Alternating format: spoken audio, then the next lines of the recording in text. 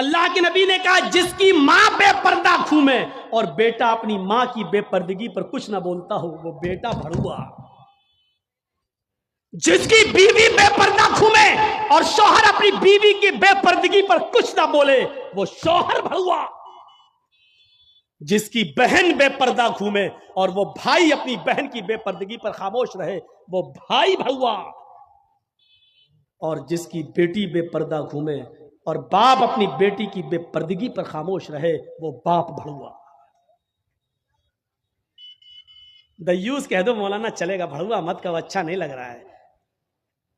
हम कब कह रहे हैं कि अच्छा लग रहा है? हमको अच्छा लगाना कब है? जब अच्छा ही लगने लगे तो फायदा क्या है? इंजेक्शन ऐसे लगाओ दर्द ना हो। बा साहब ऐसा हो सकता है कि इंजेक्शन लगे और दर्द ना हो? इंजेक्शन भी लगवाना चाहते हो और दर्द भी नहीं चाहते हो, तब तो होम्योपैथिक दवा ले लो, मीठी गोलियां खा लो जो मरने के बाद फायदा करती है।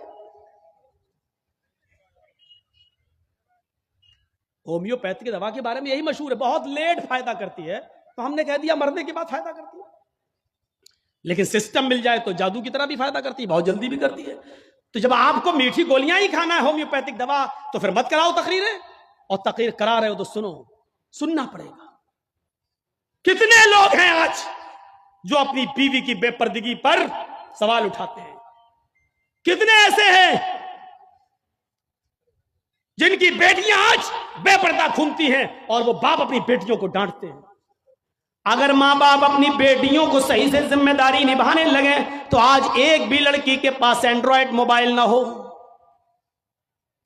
हमारी 18-20 साल की लड़की जिसकी शादी नहीं हुई, घर पे रहती है, उसके हाथ में एंड्रॉयड मोबाइल, चीख चीख के बता रहा है कि बाप की तरबियत में कमी है, बाप अपनी बेटी पर पूरा का पूरा हुक्मरान नहीं है, हाकिम नहीं है। या ये कह रहा है बेटी के हाथ में वो एंड्रॉयड मोबाइल चीख चीख के कह रहा है ये बाप ना कह रहा है, बेटी के आगे बाप की नहीं चल रही है, बाप मजबूर हो चुका है। मेरे भाइयों, अगर बाप मजबूर ना होता तो बेटी के हाथ में एंड्रॉयड मोबाइल नहीं होता।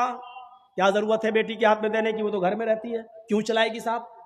आपकी बेटी 18-20 साल की क्यों फेसबुक चलाएगी? क्यों व्हाट्सएप चलाएगी? क्यों मैसेंजर चलाएगी?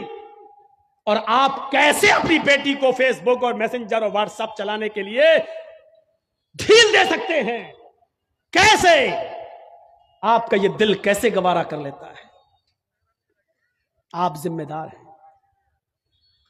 हमारी ये बेटियां कल बच्चों की माएं बनेंगी, शादी के बाद इनको अपने बच्चों की तरबियत करना है। मां के कदमों के नीचे जन्नत बताई गई है, हालांकि ये कोई हदीस नहीं है, एक मकूला है, लेकिन बच्चे अपने मां के कदमों के नीचे जन्नत कैसे ढूंढें? ये आजकल की मां के कदमों के नीचे जन्नत है? जिसको खुद नहीं मालूम कि कदम मेरे कहां हैं, उसके कदमों के नीचे बच्चे जन्नत ढूंढेंगे? हमें सोचना है, हमें अपनी बेटियों की तरबियत करना है। इमाम अहमद इब्न हंबल अपनी मुस्नद के अंदर एक वाकया नकल करते हैं कि एक सहाबिया थी, उनके घर में एक बच्चा पैदा हुआ। एक सहाबिया थी, उनके घर में एक बच्चा पैदा हुआ। जब बच्चा पेशाब करता था तो वो पानी का लोटा उस बच्चे की शर्मगाह पे डाल देती थी। जैसी बच्चे ने पेशाब किया वो पानी लाती और शर्मगाह पे डाल देती।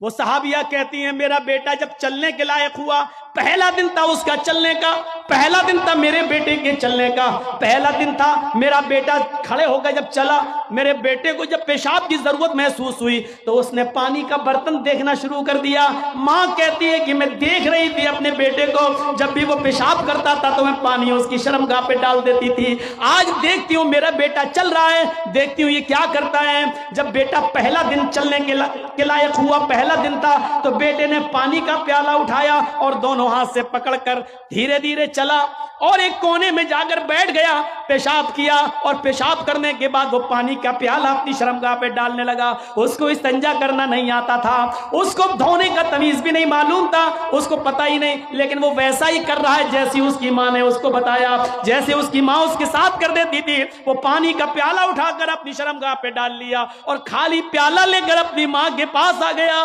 माँ की आंखों में आंसू आ गए, आसमान पर नजर डालकर कहती है फुज़्तु बिरब्बिल काबा, काबे के रब की कसम में कामयाब हो गई, अल्लाह की कसम में कामयाब हो गई। अपने बच्चे को जो सिखाना चाहती थी मेरे बच्चे ने वो सीख लिया। मैं अपने बच्चे को जो तरबियत देना चाहती थी मेरे बच्चे ने वो तरबियत हासिल कर ली। मुझे उम्मीद है कि मेरा बच्चा कभी नापाक नहीं रहेगा। मेरा बच्चा जब भी पेशाब करेगा तो पानी जरूर ले जाएगा और इस्तिंजा करेगा। उस जमाने की माएं अपने बच्चों को बचपन से ये आदतें डलवाती थी, और आजकल की मां देख लो अपने बच्चे का अंडरवियर नेकर उतार कर कहती बेटा यहां खड़े होकर पेशाब कर ले। ये माएं अपने बच्चों को क्या तरबियत देंगी? जबकि नेपोलियन ने कहा था कि mother's lap is first college for children. मां की गोद ये बच्चे का पहला मदरसा होती है, पहली यूनिवर्सिटी मां की गोद है। जो बच्चा अपनी मां की गोद से तरबियत हासिल करके नहीं निकला वो किसी यूनिवर्सिटी से तरबियत हासिल नहीं कर सकता है। आज भी देख लो किशनगंज में भी यूनिवर्सिटियां होंगी, किशनगंज में भी कॉलेज होंगे। उस कॉलेज से बीए, एमए, पीएचडी, एमबीबीएस और एमडी की डिग्री लेकर निकलने वाले बच्चों की तादाद भी बहुत होगी। लेकिन उन्हीं बच्चों को देखिए खड़े होकर सड़क के किनारे पैंट की चैन खोलकर धार मार रहे होंगे, पेशाब कर रहे होंगे। ये इन यूनिवर्सिटियों के फारिगीन स्टूडेंट हैं जो फारिग होकर निकले, जिनको एमडी करने के बाद, एमबीबीएस करने के बाद भी पेशाब करने की अकल नहीं आई है। इनसे तो बेहतर वो कुत्ता है जो कम से कम पेशाब करता है तो एक टांग तो उठा लेता है ताकि उसके ऊपर छींटे ना आए। इन्होंने यूनिवर्सिटी से पढ़ने के बाद भी ये कुत्ते से भी बदतर बनकर निकले हैं। वो यूनिवर्सिटी इनको इंसान नहीं बना सकी, वो कॉलेज उनको इंसान नहीं बना सके, वो स्कूल इनको इंसान नहीं बना सके। एमडी, पीएचडी करने के बाद भी आज कुत्तों से बुरी तरह पेशाब करते हुए नजर आएंगे। कह लेने दीजिए मुझे कुत्ता, गधा, जो कुछ भी बोलता हूं मैं सब।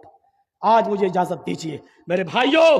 कहो कि जानवरों की इजाजत मत बोलो, हम लोग इंसान हैं। कुरान ने भी जानवरों की मिसालें दी हैं।